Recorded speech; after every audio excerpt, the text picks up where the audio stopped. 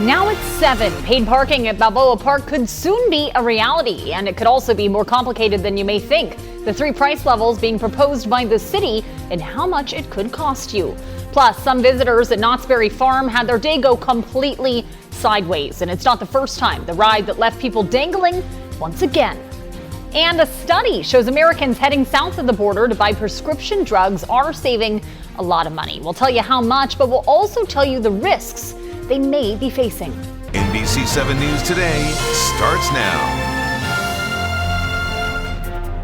Good morning, I'm Dana Williams. Happy Saturday. Thanks so much for choosing to start your day with us here on NBC 7. It is a misty morning. You can see a lot of gray behind me. Let's get over to NBC 7 meteorologist Brooke Martell. Brooke, do we have any chance of it clearing up today? And scientists say climate change and pollution is driven by industries like transportation, energy, even farming. But when we talk about reducing our environmental footprint, not many people actually think about their clothes. If you've looked up at the Mission Valley sky at night, you may have noticed a bright pink shining glow. It's not aliens or a late night rave. It's the lights at Snapdragon Stadium. But the lights aren't for a game. They're actually for the grass. NBC 7's Shondell Manise spoke with a biologist to find out how that glow is supporting local sports.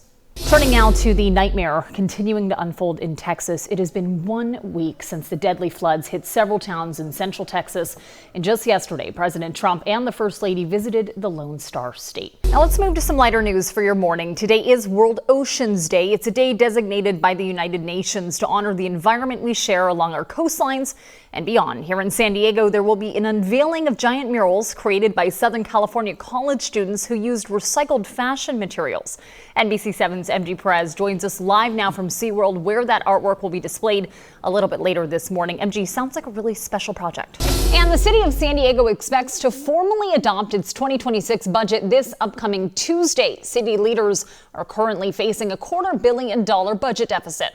Earlier this week, the beach fire pit program was saved, and a few weeks ago, a controversial plan to cut the Carmel Valley Police Station was also pulled back.